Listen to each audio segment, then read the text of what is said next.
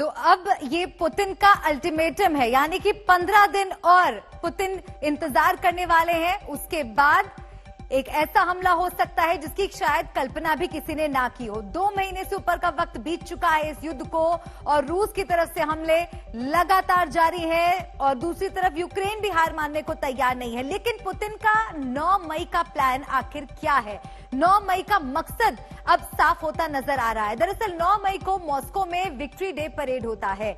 रूस चाहता है कि इस तारीख को डबल जश्न मनाए। 9 मई को रूस डबल जश्न की तैयारी कर रहा है। विक्ट्री डे परेड वहां पर किया जाता है जिसके लिए मॉस्को पूरी तरह से तैयार है। पुतिन का 15 दिन का ये अल्टीमेटम है। जी हां, ये एक बड़ी धमकी, एक बड़ी चेतावनी। यूक्रेन को 2 हिस्सों में बांटने का प्लान लगभग मान लीजिए कि तैयार है पुतिन के पास, लेकिन 15 दिन का वक्त यूक्रेन के पास अभी भी है। दक्षिण यूक्रेन को अलग करेगा रूस। दक्षिण यूक्रेन पर पुतिन की नजर है। डोनबास से क्रीमिया तक विजय रथ अपना वो चलाना चाहते हैं। 15 दिन का वक्त अब यूक्रेन के पास है। देखना होगा कि आगे अभी युद्ध किस दिशा में बढ़ता है। खेरसन में कब्जे के बाद रेफरेंडम की भी तैयारी। तो 9 मई का अब ये प्लान क्या है वो आपको समझाने की कोशिश कर रहे हैं। ब्लैक सी से कट जाएगा यूक्रेन, तो उन्हीं हिस्सों को टारगेट किया जा रहा है पुतिन की तरफ से जिन हिस्सों पर कब्जा पाने के बाद यूक्रेन को ब्लैक सी से काट दिया जाएगा। पुतिन का प्लान 9 मई क्या है और हम क्यों कह रहे हैं कि यूक्रेन बट जाएगा, अब आपको इस मैप के जरिए भी समझना होगा कि आप देखिए वो कौन कौन से हिस्से हैं यूक्रेन के, कौन कौन से शहर हैं जहां पर पुतिन कब्जा कर चुके हैं। पुतिन के प्लान 9 मई पर एक्शन भी अब हो रहा है। पुतिन की सेना यूक्रेन के हर उस शहर पर काबिज हो गई जो यूक्रेन को ब्लैक सी से काट दे। डोनेत्स्क, लुहांस्क से लेकर मारियोपोल और खेरसन पर रूसी सेना का कब्जा हो चुका है और हर बीतते दिन के साथ ये युद्ध और भीषण होता जा रहा है। समाधान का कोई रास्ता दोनों देशों के बीच निकलता हुआ नजर नहीं आ रहा है। पुतिन के प्लान से दुनिया भर में हड़कंप है। दुनिया यूक्रेन को बचाने में लगी है। बड़े नेता कीव पहुंच चुके हैं, पहुंच भी रहे हैं। कल अमेरिकी विदेश मंत्री और रक्षा मंत्री भी कीव के दौरे पर पहुंचे।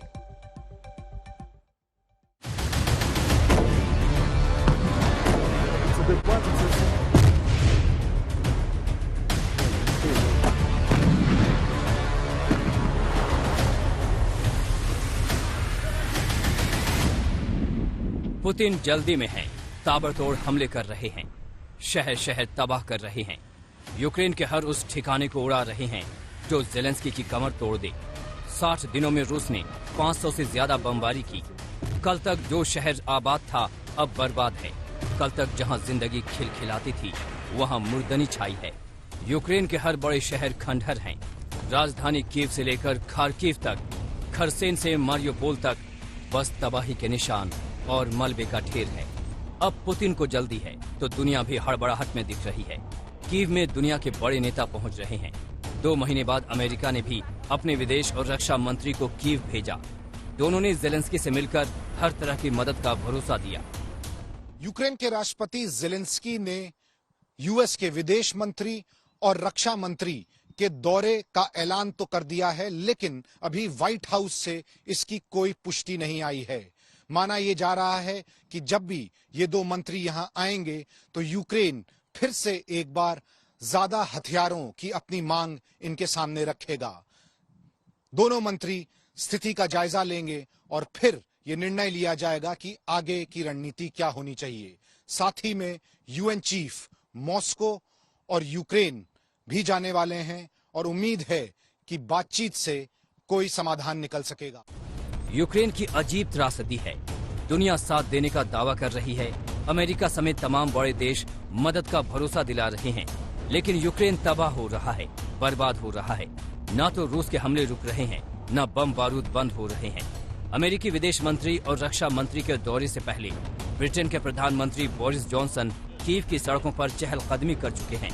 पर क्या हुआ? स्पेन और डेनमार्क के प्रधानमंत्री कीव आकर जेलेंस्की की पीठ थपथपा चुके हैं। पर क्या हुआ?